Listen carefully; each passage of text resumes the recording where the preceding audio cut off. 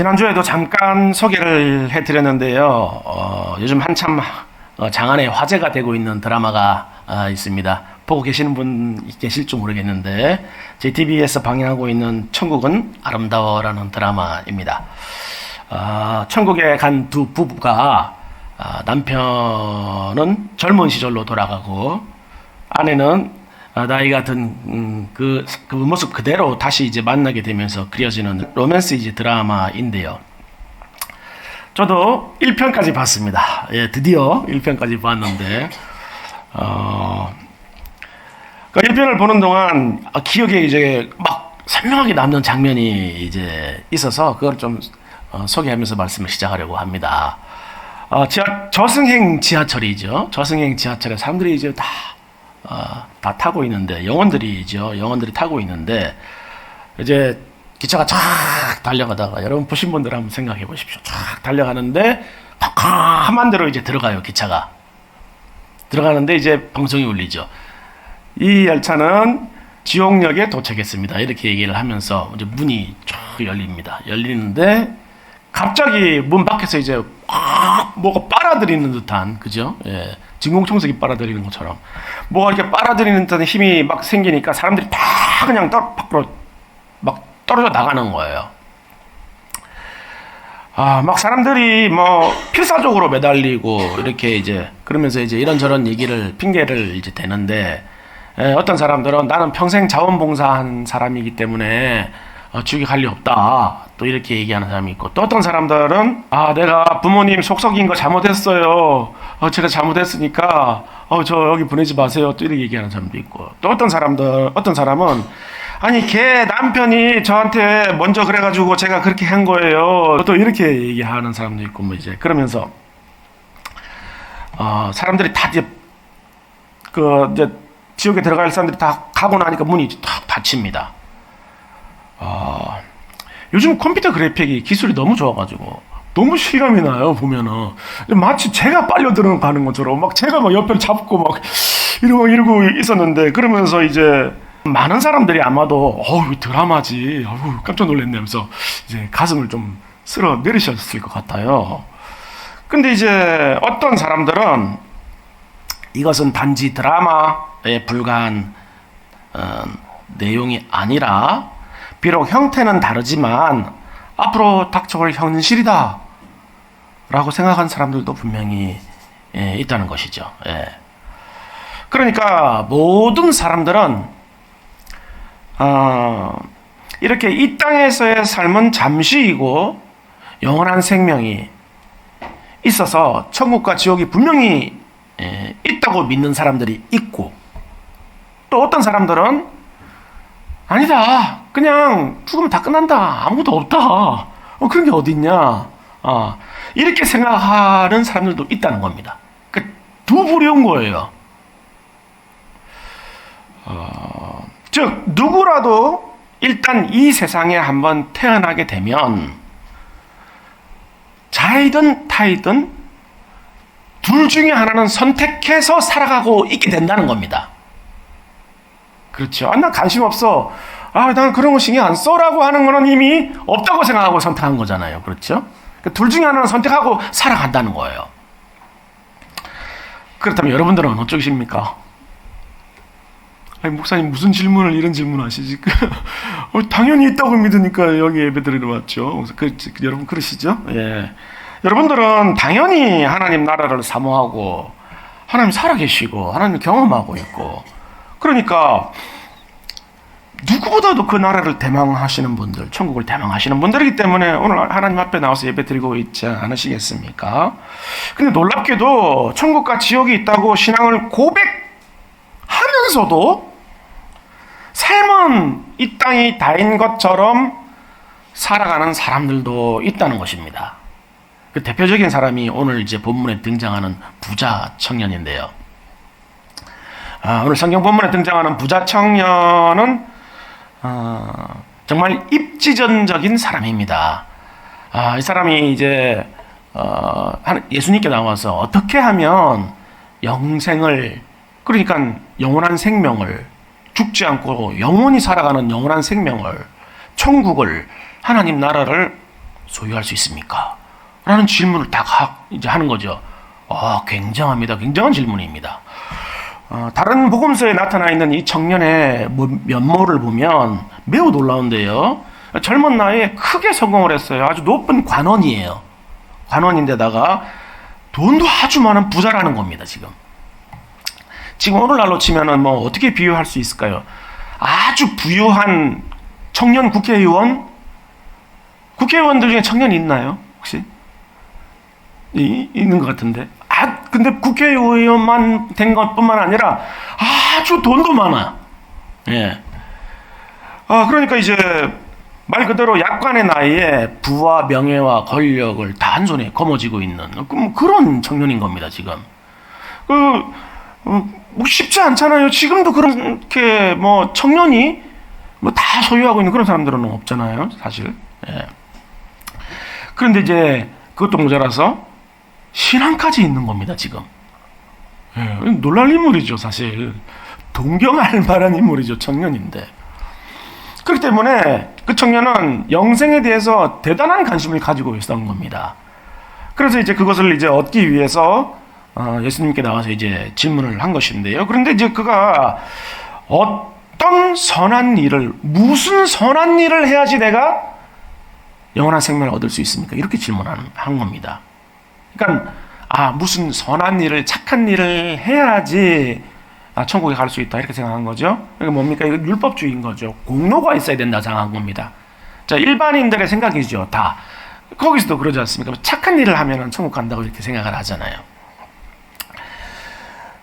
그러자 예수님이 동문서답 같은 답을 이제 하시죠. 야, 선한 분은 오직 하나님 한 분이신데 왜 나에게 선하다고 얘기를 하느냐? 그러면서 나한테 선한 일이 무엇인지 묻지 말고 선하신 하나님께서 말씀하신 계명을 지키면, 선한 분은 오직 하나님 한 분이니까 그 하나님이 말씀하신 계명을 지키면 생명에 들어갈 수 있다. 이렇게 이제 대답을 해주십니다. 그래서 이제 그런 속으로 그렇지, 옳았구나. 그러면 난 자신 있다, 이렇게 생각한 거예요. 왜냐하면 그동안 모든 율법을 다 지켜왔단 말입니다, 이 사람은. 모든 율법을. 그렇게 그 말씀을 딱 듣고 자신감이 생기니까, 계명을 지키라고 하니까 자기 지켜왔으니까 자신감이 생겼지 않겠습니까? 그러니까 이제 어떤 계명을 말씀하시는지요. 이 말은 나는 이미 많은 계명을 지키고 있다, 그 말이잖아요, 지금. 어떤 계명을 지금 말씀하시는 겁니까? 말만 하십시오. 지금 이거죠, 지금. 그러니까 이제 예수님이 살인하지 말라, 가늠하지 말라, 도둑질하지 말라, 거짓 증언하지 말라, 부모를 공경하라, 내 이웃을 자신같이 사랑하라, 이렇게 이제 10계명을 딱 이제 말씀을 하십니다. 이제 그러니까 청년이 네, 저는 그 계명 정도는 다 지켜왔죠, 이렇게 이제 얘기를 하죠. 옳겠구나. 영생은 이제 내 손에 있구나. 이제 이렇게 생각을 한 것이죠. 예수님이 자기가 할 수 없는 거를 하라 그러면은 그게 지금 두려웠을 거 아니에요. 지금까지 내가 안 지켜온 계명 말씀하시면 어떡하지? 그런데 지금까지 자기가 다 지켜온 거를 얘기한단 말이죠. 그러니까 뭐 한편으로는 다행이다 싶으면서 한편으로는 어떤 생각이 드냐면, 이 정도? 그러니까 예수님을 약간 무시하는 듯한 마음까지 생기는 겁니다, 지금. 이 정도면 예수님도 뭐 그 정도 수준이지, 내 수준 정도시네. 뭐 이렇게 마음까지, 이제 이런 마음까지 생기는 거예요. 실망하는 마음이 생기는 거죠. 그 다음 질문을 보면 왜 이제 이 청년의 마음을 우리가 읽을 수 있는데요. 그 다음 질문에 뭐라 그러냐면, 내가 이것들은 다 지키고 있는데 혹시 뭐 또 다른 계명 있으시면 말씀해 주세요. 지켜야 될 거. 이렇게까지 얘기하는 겁니다. 이제 뭐 거의 기고만장했습니다. 그러니까 이제 예수님이 청천벽력 같은 말씀을 하십니다. 뭐라고 하시는 겁니까? 네가 가진 거 싹 다 팔아가지고 가난한 사람들 다 나눠주고 네 직업도 다 버리고 풀타임 사역자로 나 따라다녀, 이렇게 얘기하실 거예요. 너 목사 돼. 지금 네 가진 거 다 팔고 무일푼으로 너 이제부터 목사 생활해, 이렇게 얘기하신 거예요, 지금. 그러니까 지금 얼마나 깜짝 놀랐겠습니까? 가진 거 하나도 없어도 목사 되라 그러면 다 깜짝 놀라는데, 이렇게 많은 사람, 많은 거 가지고 있는 사람이 다 버리고 목사 되라 그러니까 얼마나 깜짝 놀랐겠냐고요. 그러니까 이제 아주 큰 근심을 하면서 이제 돌아가죠. 돌아가는데, 그러니까 이제 그는 영생을 택하기보다는 뭘 택한 겁니까? 이 땅에 자기 소유를 택한 거죠. 이 땅의 것들. 자기 소유, 자기 직업, 뭐 이런 것들을 택한 거죠. 자, 그렇다면 이 청년이 과연 영원한 생명과 천국과 지옥이 있다는 것을 진정으로 믿고 있는 것일까요? 여러분, 우리가 한번 심각하게 생각해 봐야 됩니다. 청년은 분명히 영생을 얻으러 왔습니다. 그렇죠? 그런데 영생과 자기 소유를 놓고 둘 중에 하나 선택하라 하니까 자기 소유를 선택했어요. 그럼 영생이 진짜 있다고 믿는 것일까요? 정말 영원히 죽지 않고 천국에서 생명을 누릴 수 있다는 사실을 믿었다면 어떤 대가를 지불하더라도 오히려 그것으로 영생을 얻을 수 있는 것에 대한 감사, 그 감사가 있고 그렇게 또 영생을 얻으려고 했을 것입니다. 그렇죠. 왜냐하면 영원한 생명은 우리가 가진 것으로 살 수 없잖아요. 그런데 영원한 생명을 조건을 제시하시면서 이걸 네가 버려라. 그럼 영원한 생명 내가 주겠다라고 얘기하셨는데, 그럼 그렇다면 빨리 처리하고 내 걸 처리하고 영생을 얻어야 되겠다. 그렇게 생각하지 않았겠냐고요. 영원한 생명이 분명히 있다라고 생각했으면. 그러니까 그가 이 땅의 것을 택했다는 것은 곧 영생을 믿지 않았다는 거예요. 지금 확신이 없는 거예요. 영생에 대한 확신이. 그런 것이 있겠나. 그러니까 보험 들어놓는 것처럼 그렇게 영생을 혹시라도 모르니까 나중에라도 죽었는데 가면은 큰일 나니까 내가 안 믿었는데 보험 들어놓는 마음으로 영생을 얻으려고 했던 겁니다. 그러니까 그 청년이 그동안 율법도 지키고 예배 드리고 뭐 기도 드리고 성경 보면서 신앙생활을 했던 거는 결국 뭐입니까? 이 땅의 것을 얻기 위해서 한 거예요. 이 땅의 것을 얻기 위해서. 공로를 쌓아서 이 땅의 것을 얻기 위해서 이거를 자기 공로로 제시하고 하나님께 뭔가를 받아내기 위해서 했던 겁니다. 이게 그러니까 영생에 대한 확신이 없잖아요. 지금 신앙생활을 하는데. 자, 그렇다면 이제 여러분들 차례입니다. 여러분들에게 한번 질문 한번 드려보겠습니다. 오늘 예수님이 여러분들에게 영원한 생명을 얻고자 한다면 여러분들의 소유를 다 팔아서 가난한 자들한테 나눠주고 풀타임 사역자가 되어서 나를 따르라. 그러면 여러분 어떻게 하시겠습니까? 이제 여러분들은 이제 다 전도사님 되시는 거예요. 이제 전도사님 되시고 우리 집사님은 목사님 되시는 거고, 이제 우리 준이는 이제 신학교 들어가야 되고 진우도 신학교 들어가야 되고, 다 어떻게 하시겠습니까, 여러분? 뭘 택하시겠습니까? 전도사님 되시겠습니까? 아니면 영생 포기하시겠습니까? 다 갖다 버리고. 아무도 지금 대답을 못 하시죠. 다. 예.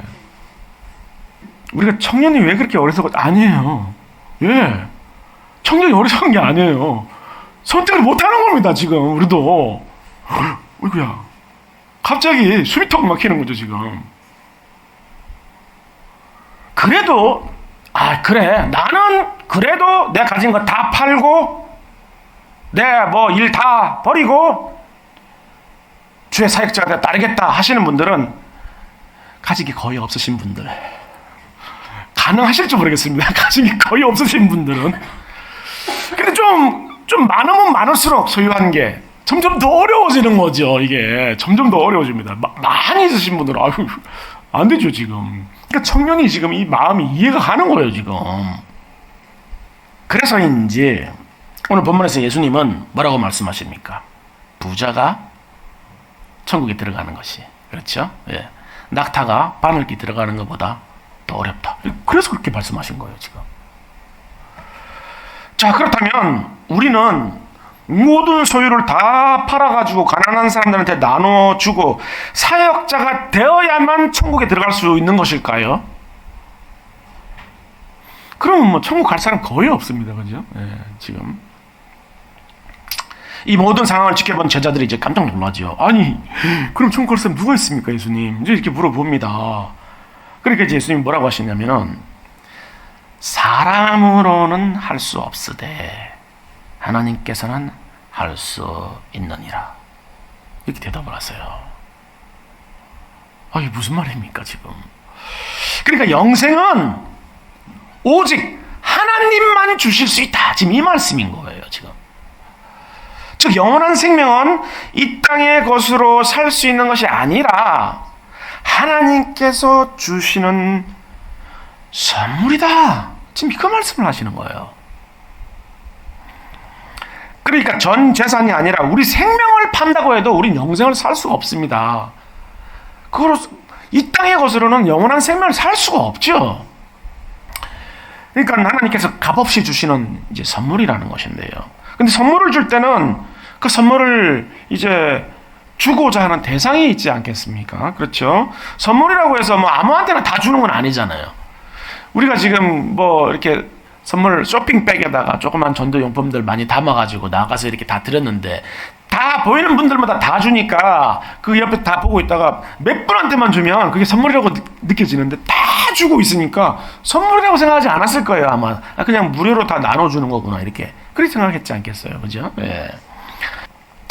그렇다면 부자 청년은 그렇게 열심히 신앙생활을 했음에도 불구하고 왜 영생을 선물로 받지 못했느냐는 거예요. 왜? 그 청년의 결정적인 문제는 이 땅의 것과 천국을 동시에 다 가지려고 했기 때문입니다. 예수님이 청년에게 둘 다는 가질 수 없으니 둘 중 하나만 선택해야 된다. 그렇게 말씀하신 거예요, 지금. 그래서 마태복음 6장에 보면 예수님이 이렇게 말씀하셨죠. 한 사람이 두 주인을 섬기지 못할 것이니 혹 이를 미워하고 저를 사랑하거나 혹 이를 중히 여기고 저를 경히 여김이라. 너희가 하나님과 재물을 겸하여 섬기지 못하니라. 그러니까 둘 중 하나를 선택해야 된다는 겁니다, 지금. 그런데 이제 우리가 이 말씀을 조금 더 자세히 들여다보아야 되는데요. 그러니까 예수님이 두 주인이라고 말씀하셨어요. 두 주인을 섬기지 못한다고. 그러니까 재물이 주인이 되든지 아니면 하나님이 주인이 되든지 둘 중에 하나라는 거예요. 여러분, 재물이 주인이라는 거는 무슨 의미입니까? 내가 주인이라는 거잖아요.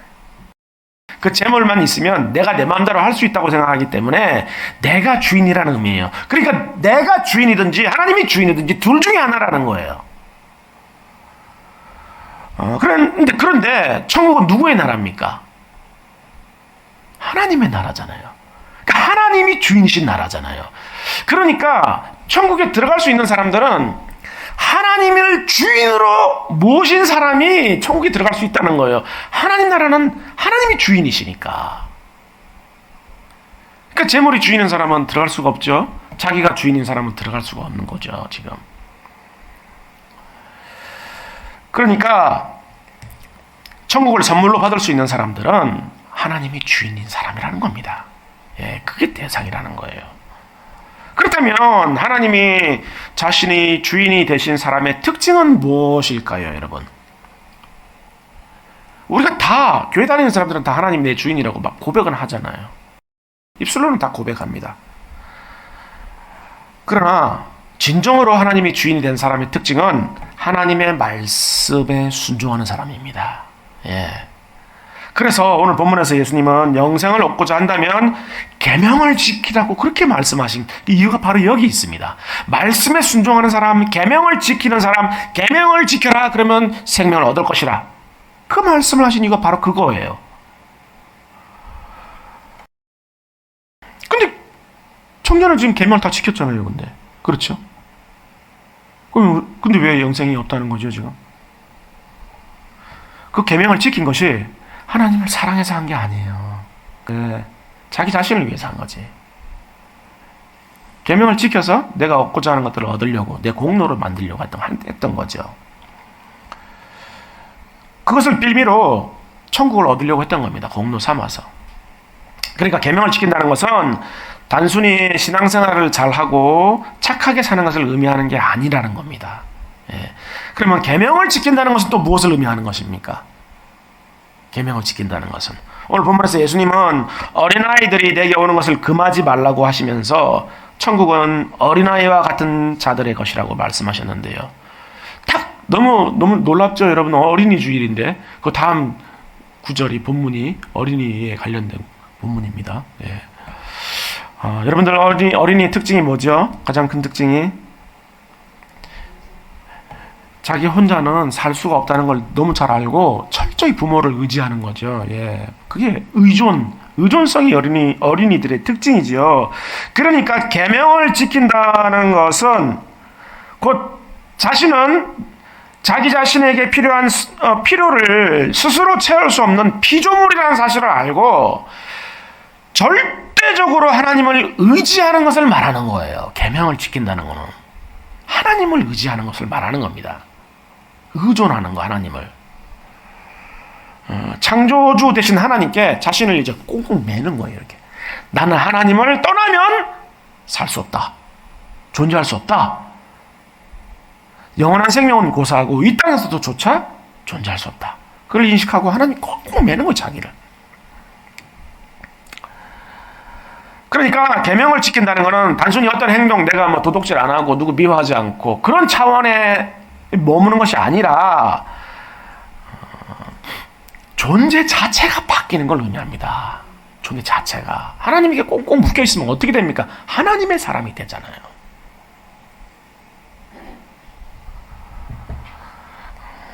하나님께 속한 의와 진리와 거룩과 생명이 충만한 사람으로 사람 자체가 바뀌는 것을 계명을 지키는 것이라는 말씀으로 그렇게 지금 가르치신 거예요. 사람이 바뀌는 거예요. 뭐 이렇게 뭐 몇 개 지키고 그 차원의 얘기가 아닌 거예요, 지금. 그렇게 되면은 어떻게 됩니까? 사람이 바뀌면 어떻게 됩니까? 뭐 팔아서 나눠주라 마라 할 것도 없죠. 그렇죠? 그걸 할 것도 없고 그 재산을 하나님께서 맡겨주신 거로 알고 그 재산을 가지고 자기 유익만을 위해서 쓰는 게 아니라 하나님 나라와 이웃들을 위해서 쓰게 되는 겁니다. 사람 자체가 바뀌었기 때문에. 그렇기 때문에 천국에 들어가기 위해서는 그곳에 들어가기 위해 공로를 쌓을 것이 아니라 하나님의 거룩하심에 이제 참여를 해야 되는데요. 그러니까 하나님께로부터 나오는 것으로 자신을 채워야 된다는 거예요. 예. 하나님의 것으로 나를 채워야 된다는 거예요.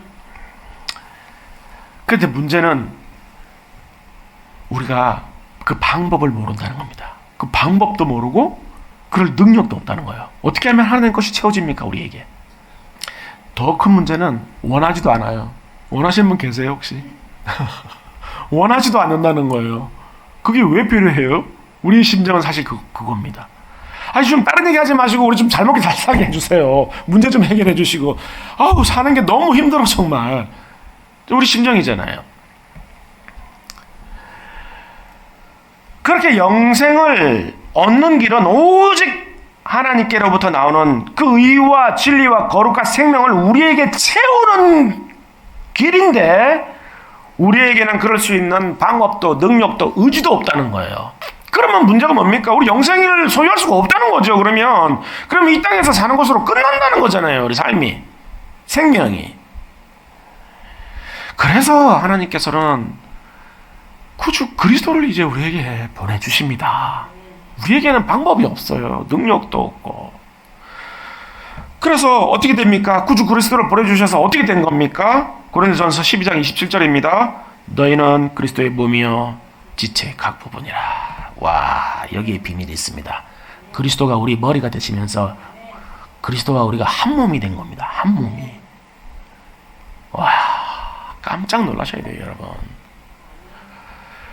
하나님의 그 모든 충만하심이 그냥 우리께 된 거예요. 그대로 한 몸이 됐으니까 이제 방법도 능력도 필요가 없어요. 의지도 필요도 없어요. 이제는 아예 그냥 한 몸이 됐잖아요. 그 하나님의 모든 것이 우리께 된 거예요. 그냥.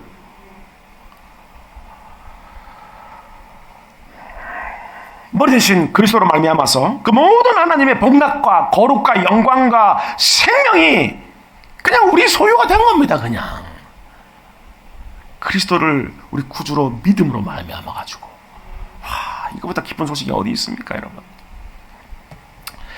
그렇게 우리는 더 이상 우리 자신의 주인이 아니라 그리스도가 주인인 사람이 되는 것인데요.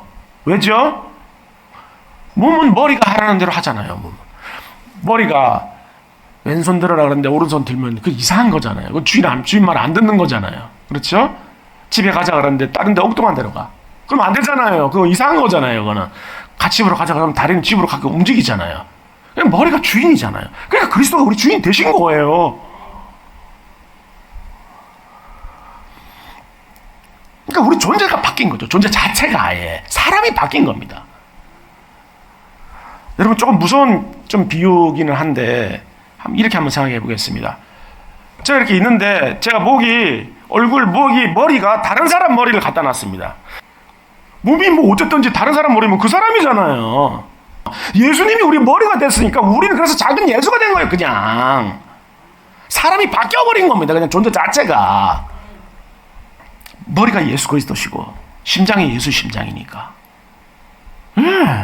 그냥 예수의 사람이 되어버린 겁니다. 하나님의 사람이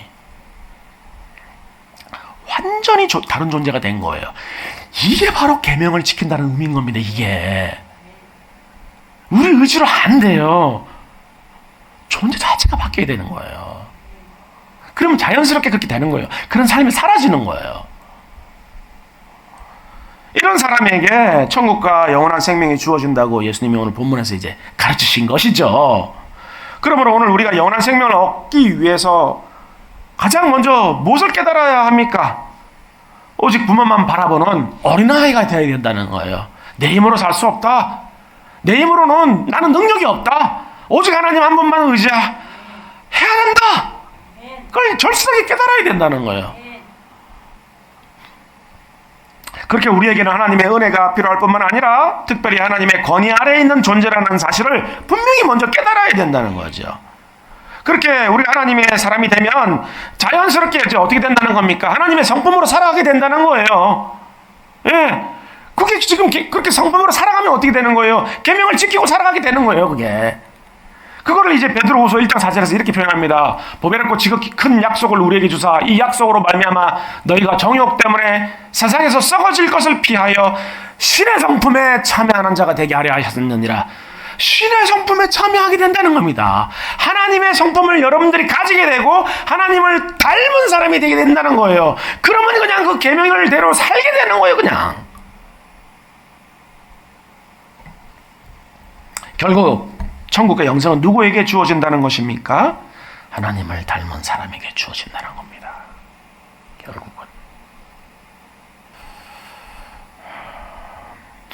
그리고 하나님을 닮은 사람은 마땅히 하나님의 말씀대로 이제 살아가게 되는 것입니다.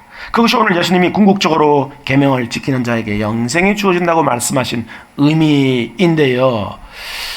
제가 오늘 현대판 부자 청년을 제가 한 사람 찾았습니다. 그런 사람이 있더라고요, 정말. 예, 석유왕 존 D 록펠러예요. 인류 역사상 가장 부유했던 인물 중에 한 명입니다. 이 사람도 30대 때 청년의 시절에 이미 미국의 그 석유 시장 절반을 이 사람이 다 소유하게 됩니다. 40대 때는 거의 독점을 해요. 미국 전체 석유 시장을 40대 때 이미. 그러니까 뭐 젊은 나이에 정말 말 그대로 뭐 부와 명성을 다 거머쥐었죠. 지금 돈으로 환산을 하면 그 사람 자산이 한 수백조 원 정도 된다고 하는데요. 그런데 그가 그렇게 모든 것을 다 거머쥐었던 그가 53세 되듯 해 갑자기 이름 모를 원인을 알 수 없는 큰 병에 걸리는데, 그래서 머리가 다 떨어져 나가는. 그리고 이제 음식을 아무것도 먹는, 먹기만 하면 다 토해내고, 근데 병원에 갔는데 병명도 모르겠고, 이런 큰 사업을 하니까 엄청난 그 경쟁, 말로 다 못하겠죠. 그러니까 그 스트레스가 극심하지 않았겠습니까? 그래서 이제 의사는 뭐라 그러냐면, 음식은 이제 앞으로 죽밖에 못 먹습니다.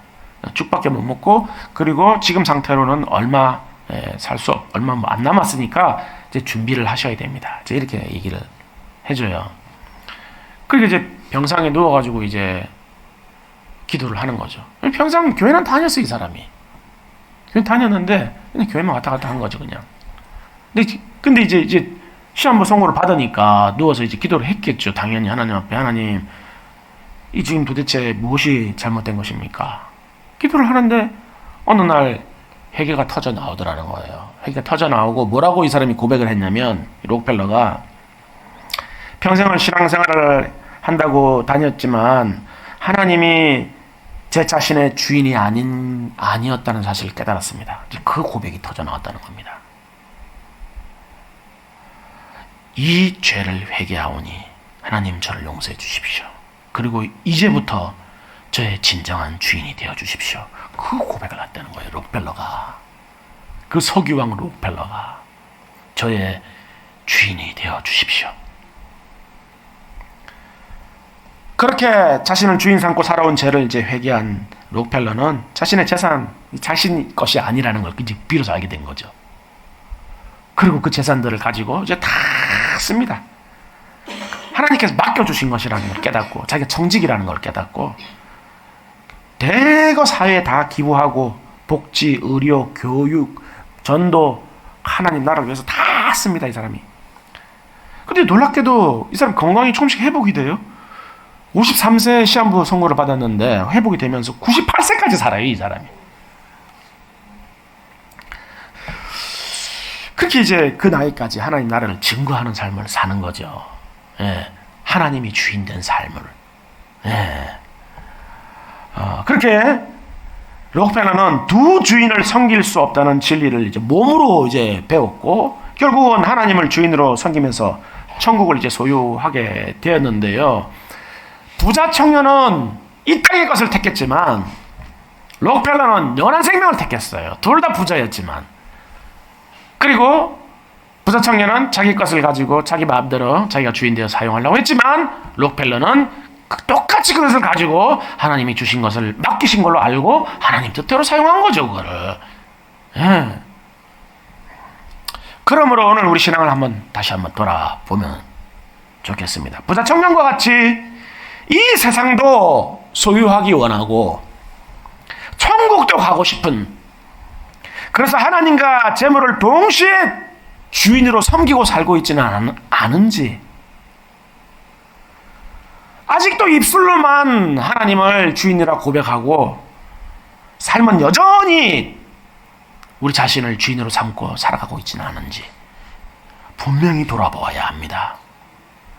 하나님이 우리 주인이 되시지 않았으면 우리의 신앙은 그냥 껍데기인 거예요. 하나님께서 주인 되셔서 그리스도가 머리가 된 사람은 이제 옛사람은 죽고 작은 그리스도가 됩니다. 예, 우리 머리가 사라진 거예요. 우리 머리 누굽니까? 그리스도시잖아요. 그럼 우리는 작은 예수가 된 거예요. 그렇게 누가 뭐라 말아 할 것도 없어요. 모든 삶의 목적과 초점은 이제 하늘에 두고 살아가게 되는 겁니다. 그렇기 때문에 우리의 목적과 초점이, 삶의 초점이 어디 있는가 분명히 돌아봐야 되는 거예요. 만약 우리의 삶의 목적과 초점이 아직도 이 땅에 있다면 아직도 우리 삶의 주인은 하나님이 아니시고 우리 자신인 겁니다.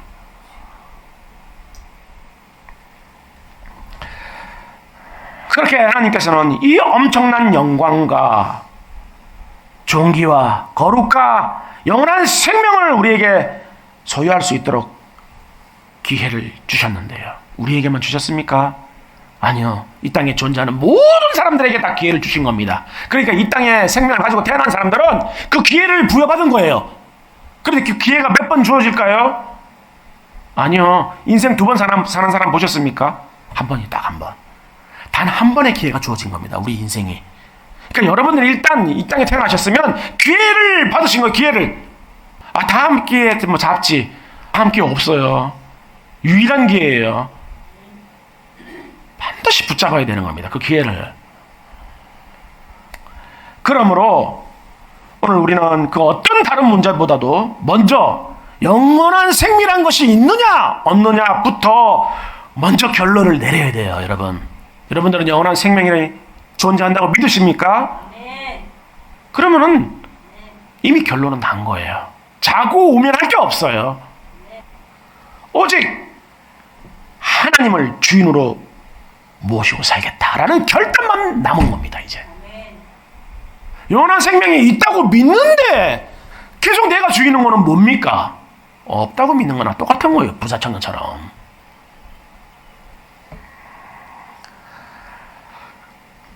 그렇게 하나님을 우리 주인으로 모시고 살기로 결단할 때 그리스도께서는 우리의 머리가 되어주십니다.